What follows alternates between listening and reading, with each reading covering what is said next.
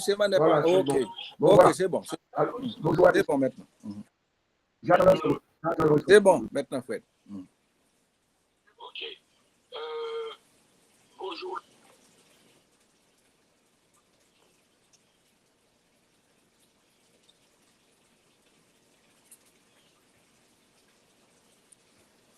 Bon, encore une fois, et ce que je vais faire, je vais demander à Fred de faire ça par téléphone. Et puis, je mets ça sur l'enregistrement.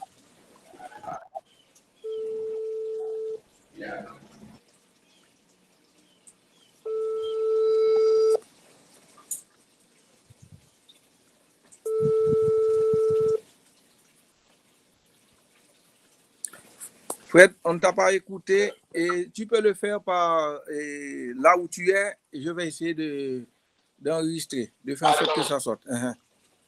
Je suis en train de relancer. Je ne sais pas ce qui se passe. Mais tu peux introduire la soutenance. Après ça, on revient sur toi.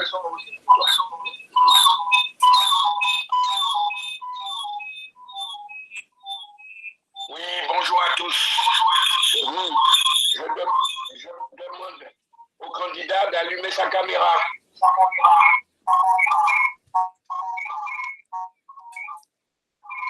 Oui, il l'a fait, Fred. Il est là. Oui, il l'a fait, Fred. Et moi, je ne le vois pas. Mais tu peux avancer parce qu'il est là. Voilà. Il est sur le- Ok.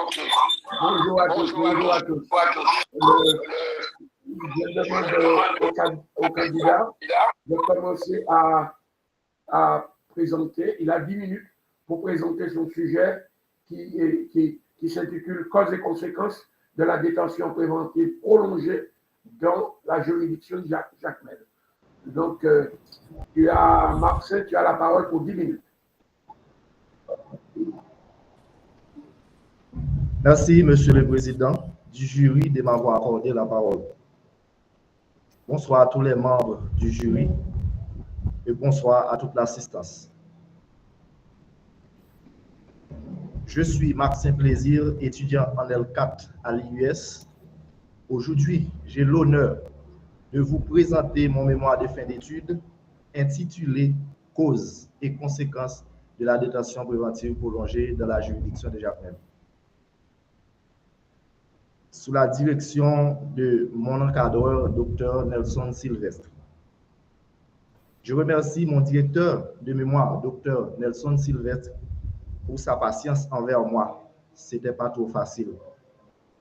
Je remercie les personnels de droit et les responsables pénitentiaires qui ont accepté de me répondre, spécialement le responsable de greffe de la prison civile de Jacmel. Je remercie également les membres du jury.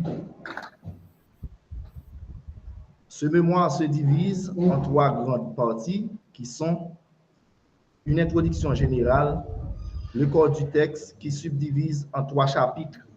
Chaque chapitre a 3 sections et chaque section contient 3 sous-sections. La première chapitre présente le contexte juridique et historique de la détention préventive prolongée. Et la deuxième chapitre traite les causes et les conséquences de la détention préventive prolongée à Jacmel. Mais Maxime, c'est le chapitre du genre masculin. Merci, Okay. docteur. Et enfin, il a la conclusion générale. Le phénomène de la détention préventive prolongée constitue un véritable fléau dans le système judiciaire haïtien, particulièrement à Jacmel. Ce mémoire vise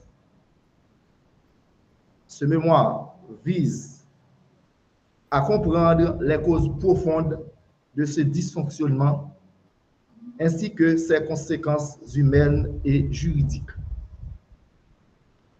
La problématique est la suivante. Pourquoi la détention préventive prolongée persiste-t-elle dans la juridiction de Jacmel malgré les garanties constitutionnelles légales? L'objectif principal est d'analyser les causes et les conséquences de la détention préventive prolongée à Jacmel. De manière spécifique,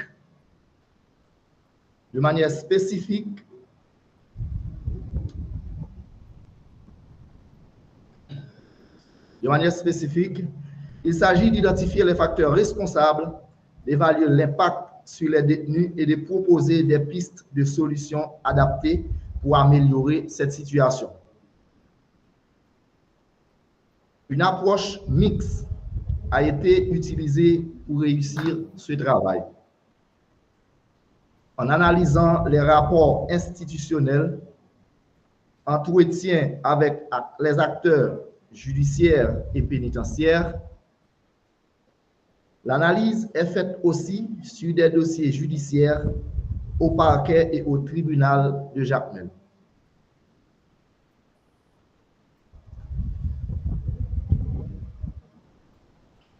Plusieurs causes ont été identifiées dans le cadre de cette recherche.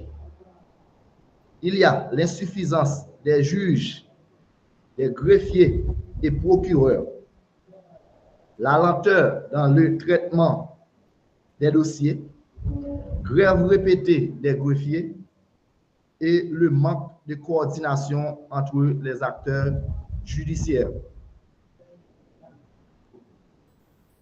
Les conséquences sont multiples. Ils sont atteints aux droits fondamentaux des détenus, la surpopulation carcérale, la dégradation de leur santé, la souffrance psychologique des détenus, ralentissement du système judiciaire et perte de confiance des citoyens envers la justice.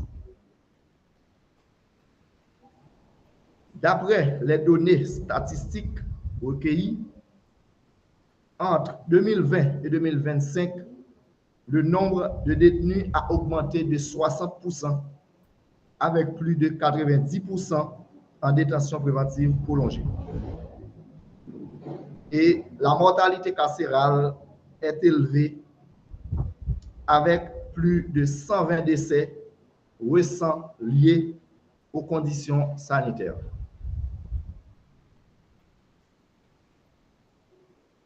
Pour remédier à cette crise, des solutions sont proposées comme le renforcement des personnels judiciaires, digitalisation des dossiers, le respect des délais prévus par la loi, promouvoir des alternatives à la détention préventive prolongée comme la liberté provisoire ou la médiation pénale.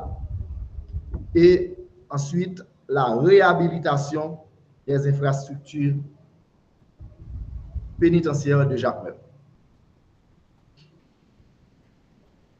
En conclusion, la détention préventive prolongée est une problématique grave qui compromet l'état de droit.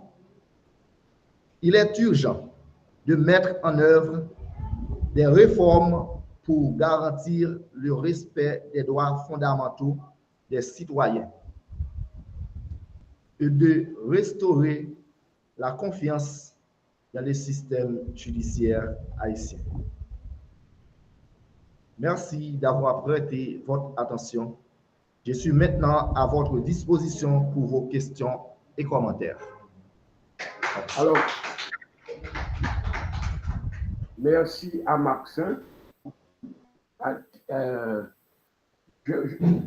Son propos qui dit tout,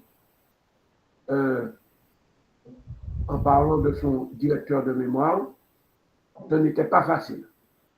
C'est lui qui le dit. Donc, le jury commence à féliciter le directeur de mémoire. Ça, c'est la première chose que je voulais dire. Hein? Autrement dit, le directeur de mémoire a vu des vertes et des pas mûres en t'encadrant. Et je comprends. Je le comprends. Je le comprends quand tu es en retard pour rendre ton travail, comme tu l'as fait. Deuxième chose, il faudrait que tu parles le français un peu plus souvent, au travail dans la famille, autour de toi, pour que ton langage soit plus fluent. Hein? Tu as 2 langues, je pense que je te félicite, tu dois sans doute parler le créole très très bien. Hein? Mais quand tu es dans une république qui a une autre langue, il faut savoir parler l'autre aussi. C'est la tienne, c'est ta langue, il faut la parler. Mais pour la parler bien, il faut la parler plus souvent. Plus souvent. Parce que tu seras licencié demain et tu voudras avancer demain. Donc, il faudrait pouvoir utiliser les 2 langues de la République. D'accord? Ensuite, bon, j'aurai des questions à te poser, bien entendu, comme tout le monde. Mais je vais d'abord passer la parole au rapporteur, qui est M. Fenel Zidane. Fenel Zidane. Et tu voudras bien prendre noter, écrire les questions que les uns et les autres vont te poser, et tu les répondras quand je te passerai la parole. Fenel Zidane, merci. Tu veux commencer. Merci, Monsieur le Président, et je salue l'impétrant, Maxime Plaisir. Je salue son encadreur, le professeur Sylvestre. Et bonjour tout le monde. Alors, je veux féliciter Maxime pour cette soutenance parce que ça n'a pas été facile, comme vous avez dit au début, professeur Célimène, d'autant plus que bon, Maxime, c'est quelqu'un que je connais et je m'inquiétais du fait que je n'avais pas vu son nom sur la liste, la première liste, etc. Donc, mais il a fait l'effort avec son directeur de mémoire pour soutenir aujourd'hui. Alors, je ris un peu puisque je ne sais pas ce qui m'était arrivé également. J'ai travaillé sur le mémoire de Maxime. Et puis, malheureusement, je travaille également sur celui de Cédric, mais j'ai enregistré Cédric sur Maxime. Donc, j'ai perdu Maxime. Mais ne vous en faites pas, Maxime, et j'ai pu me récupérer. Alors, encore une fois, félicitations pour le travail et réalisé, Maxime, mais il y a des remarques et des recommandations à vous faire, bien évidemment. Du point de vue de la forme. Alors, si vous voulez, dans votre présentation tout à l'heure, vous avez dit de manière constitutionnelle et légale, et j'ai une certaine tendance à vous demander, est-ce que quelque chose qui est constitutionnel n'est pas légal? Ou bien, est-ce que, bon, étant légal, étant constitutionnel, oui, bon, simplement étant constitutionnel, est-ce que c'est pas légal? Pourquoi ajouter légal derrière constitutionnel? Et puis, vous avez parlé de procureur tout à l'heure. Est-ce qu'il y a une loi en Haïti où l'on parle de procureur dans la législation haïtienne? Bon, peut-être c'est à vous de me dire si vous connaissez quelque part où l'on parle de procureur dans la loi haïtienne. Alors, pour les remarques du point de vue de la forme, il faudra retravailler la liste des abréviations et Maxime en utilisant surtout la fonctionnalité Tab et sur l'ordinateur parce que ça permet de faire avancer les 2 points de manière ordonnée et tous les 2 points vont se retrouver au même endroit. Et puis, il faudra également revoir la gestion des tableaux et des figures. Il y a presque les mêmes problèmes dans la gestion des tableaux et des figures. Votre résumé, ça fait, disons, 2 pages, puisque ça tombe sur 2 pages. Donc, il faudra réduire un peu le résumé, puisque dans le canevas de l'IUS, on exige que le résumé soit sur une seule page. Donc, il faudra revoir ton résumé. Il faudra éviter les ponctuations à la fin des titres, Maxime. On ne met pas de point à la fin d'un titre. Donc, il faudra éviter tout ça parce qu'il y a plusieurs points, il y a des points à la fin de plusieurs titres, disons mieux. Et puis, il faudra, alors, je vous suggérais de centrer les titres un peu à gauche parce qu'il y en a qui sont centrés à droite et d'autres au milieu. Donc, c'est bien de les centrer tous à gauche et c'est fini. Et vous mentionnez dans les annexes, 4 annexes, mais il n'y a rien dans ces annexes.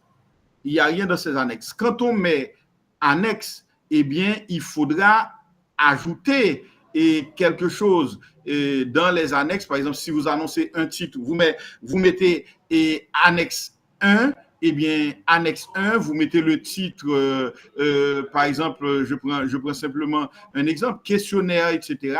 Eh bien, il faudra ajouter le questionnaire. L'annexe ne doit pas rester vide et il faut éviter de confondre annexe et liste des figures ou tableau, ou bien ou tableau que l'on retrouve au début du travail, alors que les annexes se retrouvent à la fin du travail selon le canevas de l'IUS. La bibliographie ne respecte pas le style APA exigé par l'IUS parce que quand vous présentez la bibliographie, eh bien la bibliographie ne renseigne pas véritablement sur les documents et oui, elle renseigne un petit peu sur les auteurs, sur les dates, mais pas sur les documents. Donc, il faudra reprendre la bibliographie et la mettre selon le style APA exigé par l'IUS. Et puis, dans votre travail, j'ai vu qu'il y a 2 pages au moins qui sont vides, les pages 54 et 57. Donc, il faudra les enlever, au moins réduire le nombre de pages dans le cadre du travail. Et sur le plan du fond, là, il y a également du travail à faire et Maxin. Premièrement, je vous suggère de commencer le texte, de commencer votre introduction à partir du 4e paragraphe, le 4e paragraphe qui commence par la détention préventive prolongée constitue un problème d'envergure universelle affectant de nombreux pays à travers le monde. Et parce que il y a au moins 3 paragraphes avant, mais qui, à mon avis, ne sont pas trop nécessaires, ce qui fait que vous avez 5 pages dans l'introduction et 2 pages et demie conclusion. Donc, si vous réduisez un petit peu, ça va vous donner environ 4 pages dans l'introduction. Ça va créer un certain équilibre. Donc, il n'y aura pas l'équilibre véritablement entre l'introduction et la conclusion, mais quand même, ça va réduire l'écart entre l'introduction et la conclusion. Et puis, par rapport à la question de recherche, je vous invite à revoir l'hypothèse également, puisque l'hypothèse, à mon avis, ne répond pas véritablement à la question de recherche. Et puis, l'hypothèse, c'est clair, c'est quelque chose que vous postulez au départ. Vous dites, voilà moi ce que je crois et que telle chose peut résoudre tel problème. Voilà ce que moi je crois. Et puis, vous allez cheminer tout au long du travail et arriver à la fin et vous allez dire, est-ce que pendant tout le travail que vous avez fait, vous trouvez que l'hypothèse est-ce que votre hypothèse peut être acceptée ou votre hypothèse peut être infirmée? Donc, c'est un peu ça. Dans le travail également, vous parlez de contexte historique de la prison et son objectif. Alors là, je me questionne, contexte historique et son objectif. Bon, peut-être que vous pouvez me donner un peu plus d'informations par rapport à ce que vous voulez dire là-dedans, mais je trouve que ce titre ne convient pas trop bien. Et puis, quand vous parlez de Jacmel, surtout comme zone d'étude, je vois qu'il n'y a pas de référence par rapport à toutes les informations que vous donnez sur Jacmel. Donc, je crois qu'il y a beaucoup d'écrits sur Jacmel. Donc, il faudra au moins venir quand même avec des références par rapport à tout ce que vous dites. Et normalement, il y a 2 références sur la création de Jacmel qui font un petit peu, je ne vais pas dire faire loi, puisque on est dans le cadre de recherche, etc. Mais premièrement, il y a quelqu'un qui postule que c'est un certain Jacques de Mello qui a créé Jacmel. Et puis, après, on a vu d'ailleurs à la mairie de Jacmel même, il y a un tableau datant du XVIIe siècle sur lequel il est écrit Jacquemel, J-A-Q-U-E-M-E-L. Et donc, c'est un tableau très, très ancien. Donc, ça peut renseigner également sur le nom de Jacmel. Et puis, il y a une autre hypothèse, et on dit que c'est un nom indien et qui nous vient de Yakimel. Yakimel, un nom indien, et Jacmel vient de ce nom, de Yakimel. Donc, mais Jacques, J-A-Q-U-E, et puis Q-U-E-S, et puis Mel que vous mettez, et c'est la première fois que je vois cette référence. Et puis,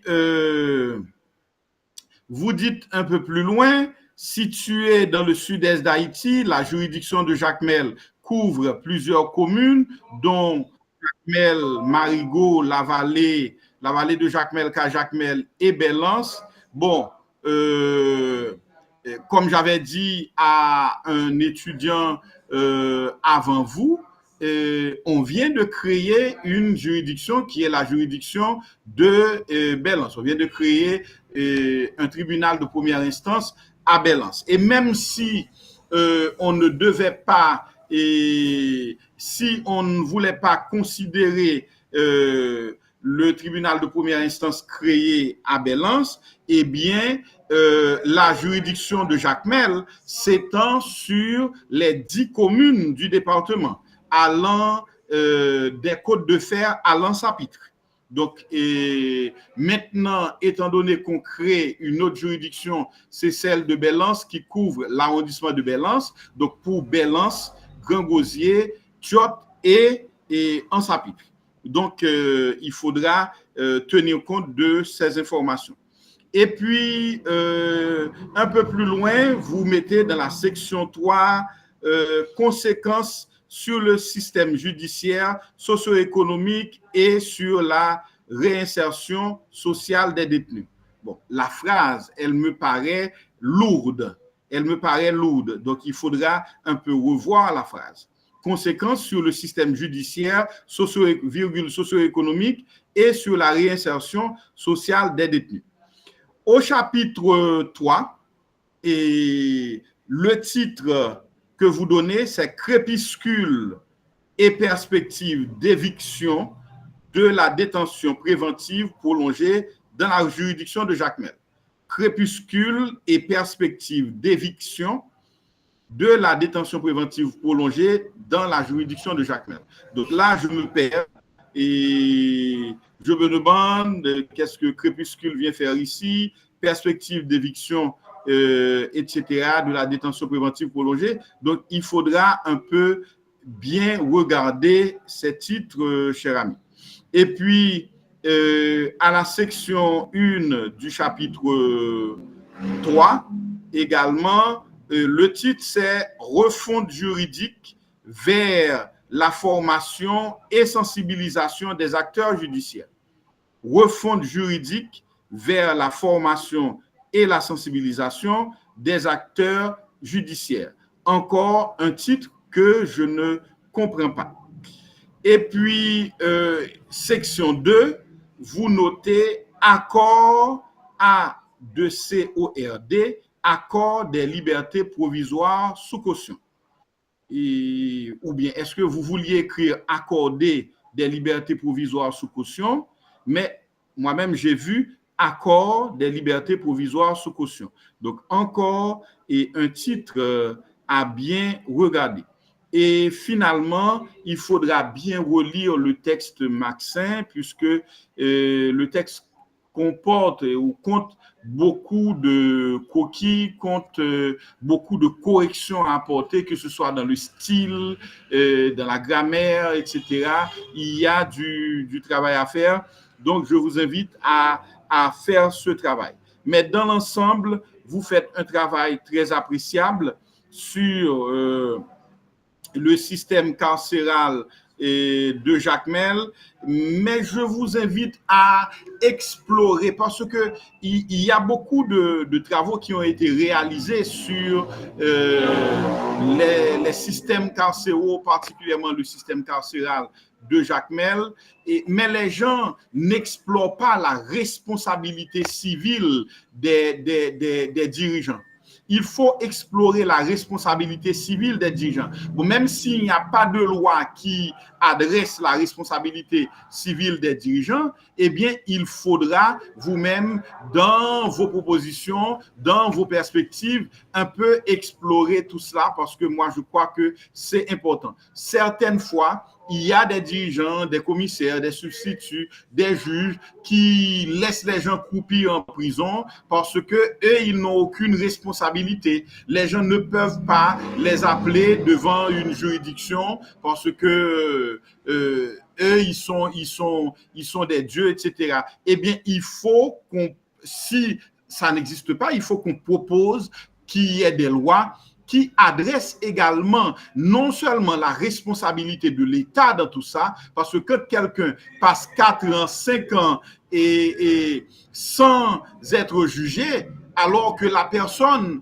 n'a rien fait ou la personne a fait quelque chose et pour lequel il pouvait passer simplement 3 ou 6 mois en prison et la personne est restée 5 ans, 10 ans en prison, eh bien, la personne doit avoir, comme partout ailleurs dans le monde d'ailleurs, la possibilité d'ester en justice contre l'État et contre ces magistrats qui l'avaient gardé en prison durant tout ce temps. Donc, la responsabilité civile du magistrat doit être mise en cause. Voilà, Monsieur le Président, pour mes différentes remarques et suggestions. Merci, Monsieur Frédéric Zidore, l'encadreur. L'encadreur aura la parole immédiatement, mais avant quand même de lui donner la parole, il va faire une sorte de synthèse de tout ça s'il veut.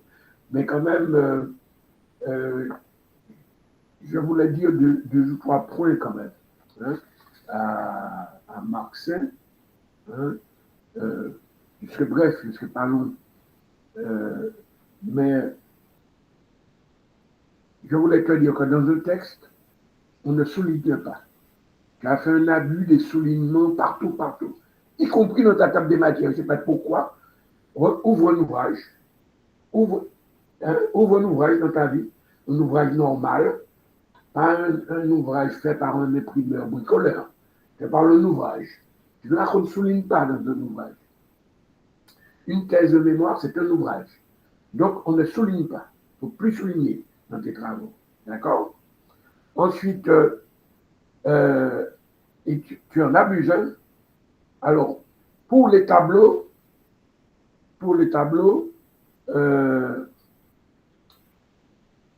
quand on lit tes tableaux, page 16, page 19, le rôle de tableau, c'est de faire une synthèse. Quand on lit ton tableau de la page 16 et ton tableau, par exemple, de la page 19, on doit voir dans le titre ce que l'on a dans le tableau. Tu vois? Regarde bien et essaie de revoir le titre, l'intitulé donné à ton tableau pour qu'on comprenne ce que tu mets dans le tableau. Hein? Dans le tableau 19, tu mets proportion. On ne voit pas très bien proportion de quoi. Hein? Et pareil, dans le titre, tu donnes une série de chiffres. On ne sait pas ce que tu veux dire. Donc, il faut être tout à fait vigilant et prudent. il faut relire ton travail. Tu as essayé de respecter. Parce qu'on a dû t'engueuler tellement que tu as fini par respecter la présentation prévue dans le canevas. Tu as essayé de faire de ton mieux. La bibliographie se trouve avant les annexes. Les annexes, tu as la conclusion, tu as la bibliographie, tu as les annexes et tu as ta table des matières. Mais tu ne mets pas les annexes avant la bibliographie. En fait, il y a un ordre. D'accord? Et ta bibliographie, il faut revoir la présentation parce qu'on vous a appris comment faire une bibliographie. On vous a appris ça.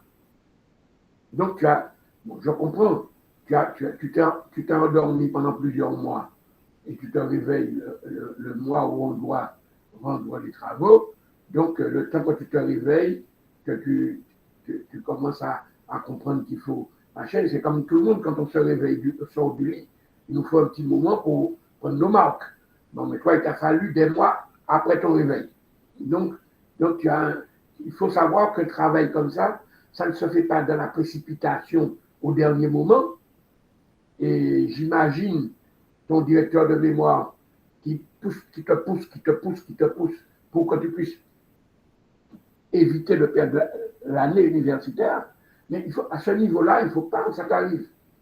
À ce niveau-là, nous sommes des gens responsables. Et surtout, non seulement tu es au niveau de licence, tu seras licencié demain, j'espère pour toi, j'en sais rien. Mais quand tu es licencié, il faut que tu renvoies une certaine image de la responsabilité. Et ce que tu as fait, c'est pas responsable. C'est irresponsable. Tu n'as pas été correct puisque je voyais les travaux que tu envoyais. Je suis dans la mauvaise place puisque je vois tout passer. Je vois les choses passer. Et je vois bien que tu n'as pas été un étudiant responsable depuis le mois de novembre, te disant que il faut que je travaille, il faut que je finisse à temps, il faut que je me réveille, il faut que je regarde ce qui se passe dans le canevas pour imiter au moins ce qui est dans le canevas. Ça, c'est pas sérieux de ta part. Je voulais te le dire là-dessus. Ton oral a été un peu limité, mais parce qu'il faudrait que tu apprennes à t'exprimer vraiment, vraiment mieux que ça. Hein? Tu auras un diplôme, il faut que tu représentes ce que tu as comme qualification. Il faut que quand on te regarde, quand on t'écoute, quand on te regarde ta posture, voilà, nous avons un licencié devant nous qui sait de quoi il parle. Alors, moi je suis un peu gêné par le titre, je passe au fond, je finis avec la forme, je passe au fond. Ça ne veut pas dire que le titre n'a pas de sens, hein, mais moi je te dis ce que je ressens quand je lis un titre comme ça. Je sais pas moi, c'est comme si je mettais un titre, causes et conséquences de la détention provisoire à Marseille. Mais c'est pas possible, on me dit, c'est dans la République, donc causes et conséquences de la détention provisoire dans la République française, mais pas à Marseille, c'est la même loi partout, que ce soit à Lyon, à Paris, à Marseille, c'est pas à Marseille, les causes de la détention provisoire. Pourquoi je dis ça? Tu vas voir pourquoi je dis ça plus tard. Parce que à Jacmel, c'est comme s'il y avait la République de Jacmel. C'est comme s'il y avait le droit de Jacmel. C'est comme s'il y avait des juges spécifiques qui ont une autre posture, ceux de Jacmel, alors que c'est la République qui est concernée par ton sujet. C'est toute la République. Autrement dit, tous les citoyens sont concernés par ton sujet. Donc, ça, c'est embêtant parce que tu veux faire de Jacmel le cas. Tu aurais pu dire que tu appliques un cas. Tu regardes, tu te limites sur le cas. Donc, la détention provisoire,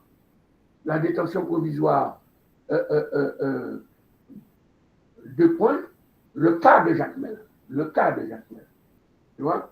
Et non pas la juridiction de Jacmel. Tu vois, c'est pas la même chose.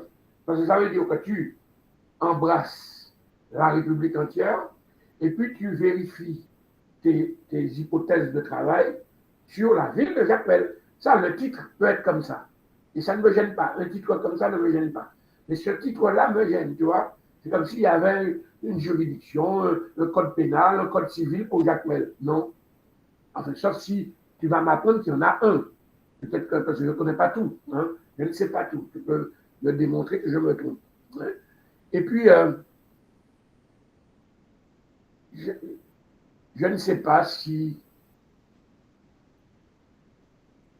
le sujet que tu as abordé, tu n'aurais pas pu mieux t'en sortir si tu le traitais au niveau national qu'au cas de Jacmel, en disant que tu vérifies ce que tu avances, tu le vérifies sur Jacmel.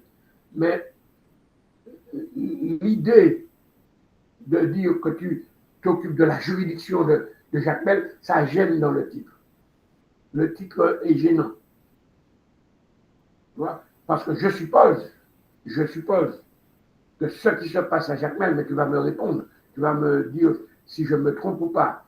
Ce que tu as pu constater, qui est déplorable, qui est grave, quand on regarde tes tableaux, quand on regarde le nombre de gens qui sont en détention provisoire, par rapport à... C'est grave.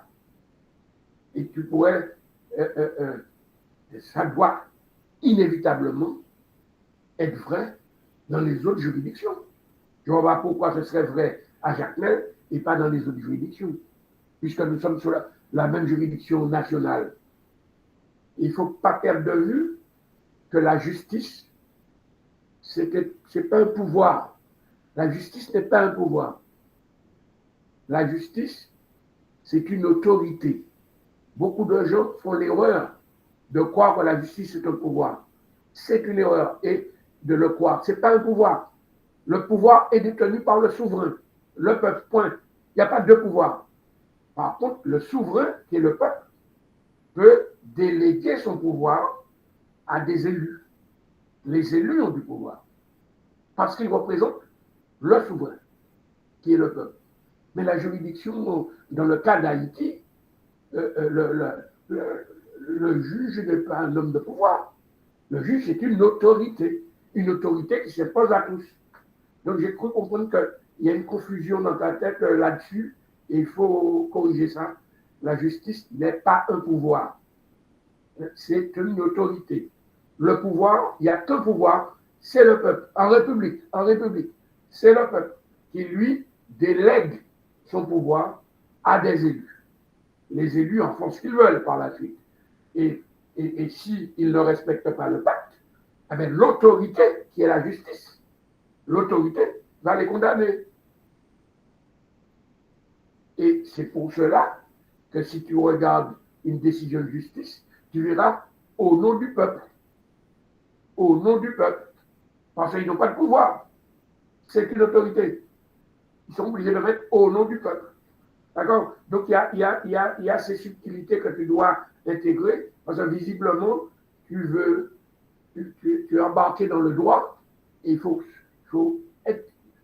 comprendre les subtilités du droit et des constitutions, puisque tu parles souvent de la constitution et des lois. Donc il faut être vigilant sur ce que tu fais.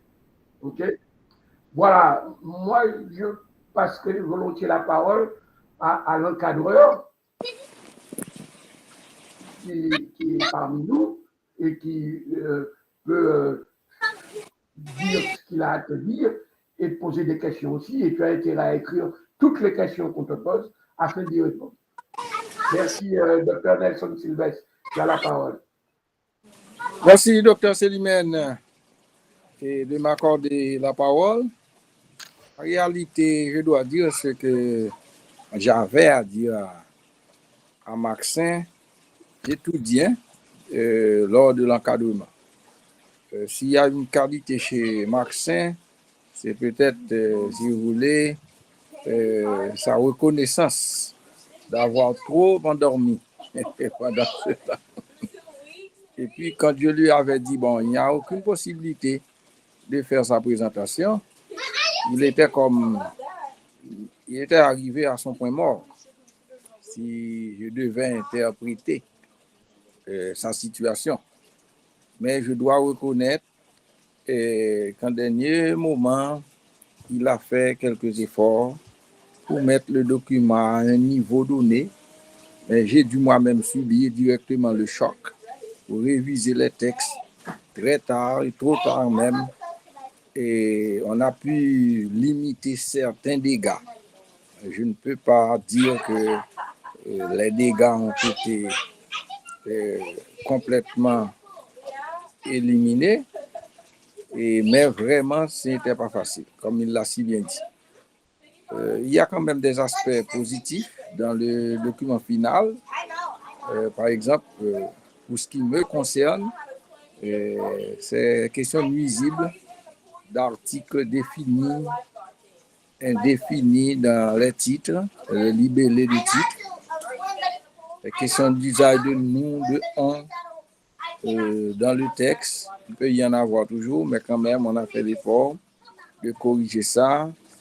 Et Fednel a parlé de la biographie, Malenpoint. Je crois que jusqu'à présent, et c'est la tâche qui a été donnée en dernier ressort à Maxin de corriger, mais j'ai vu que grand-chose n'a pas été vraiment fait.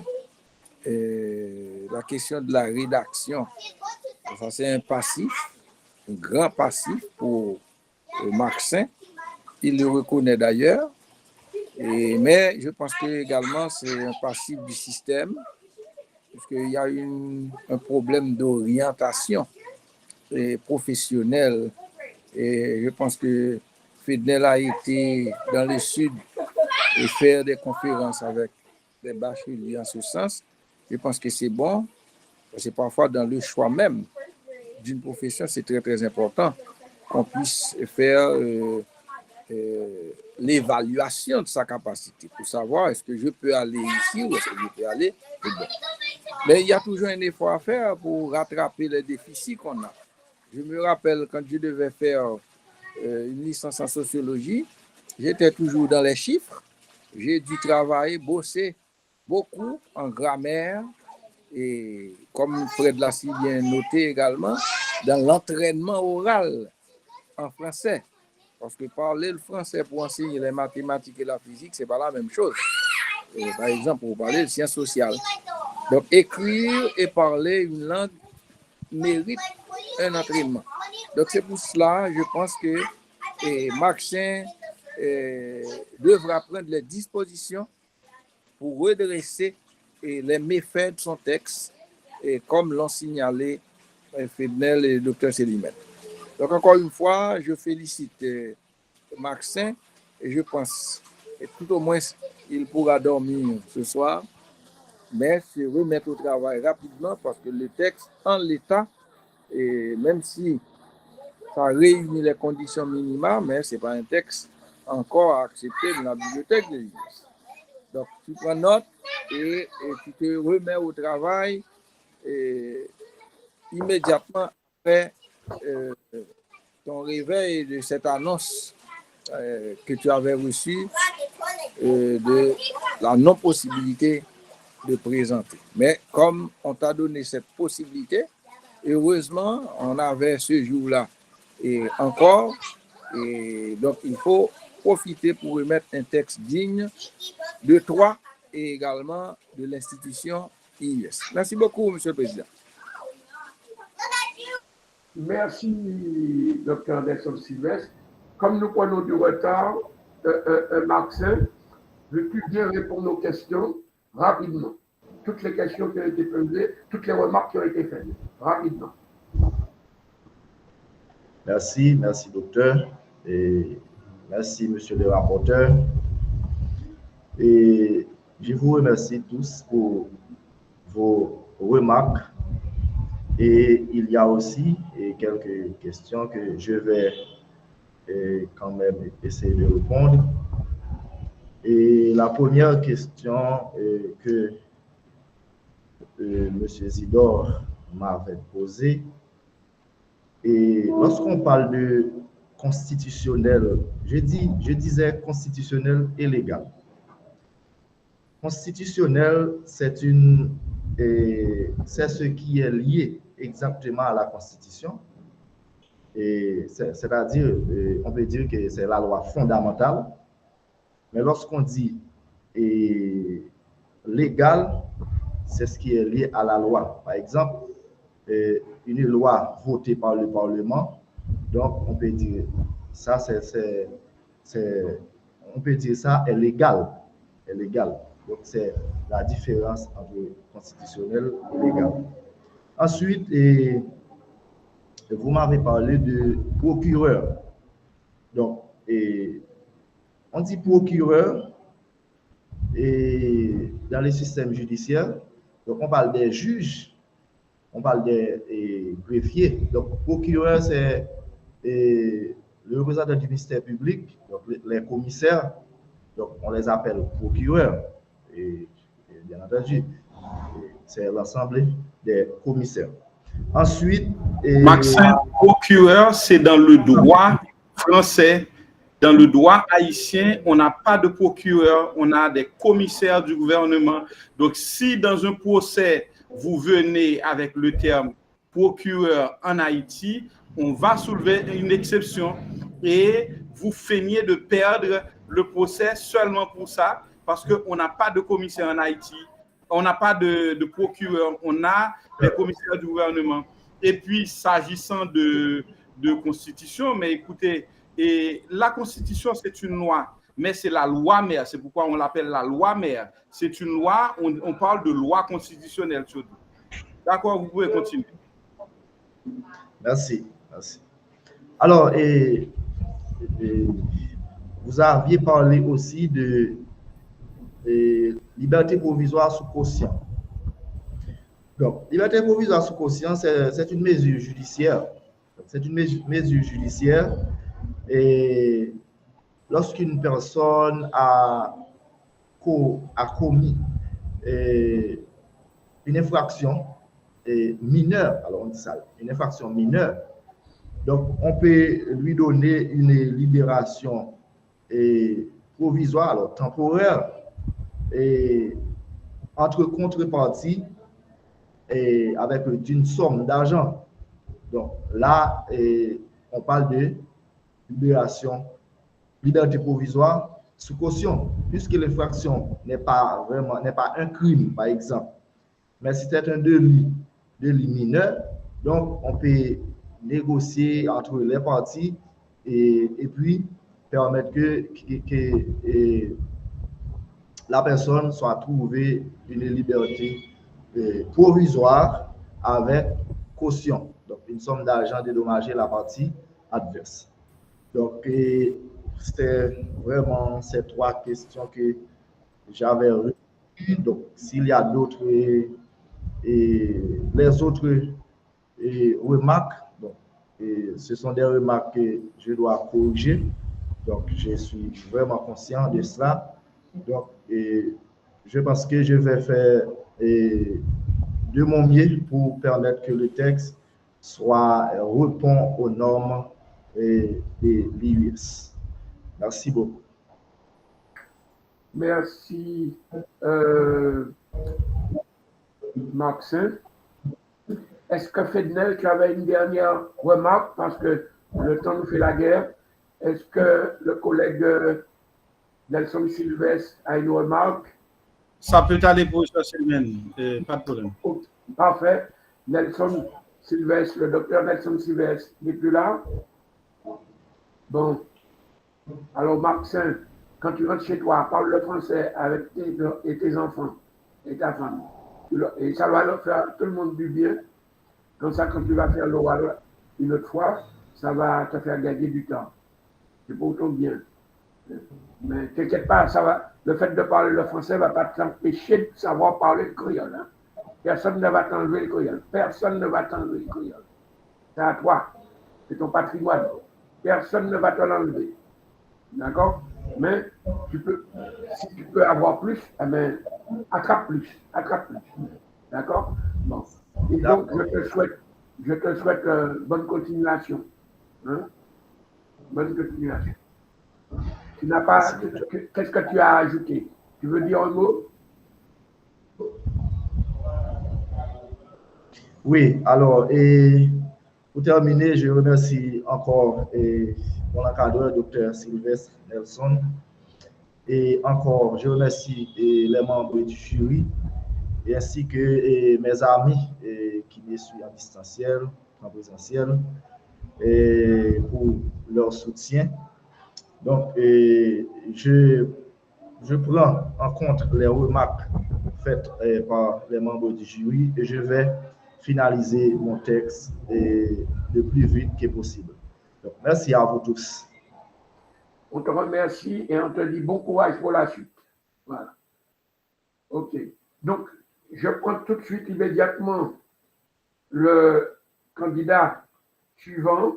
Je lui demande d'ouvrir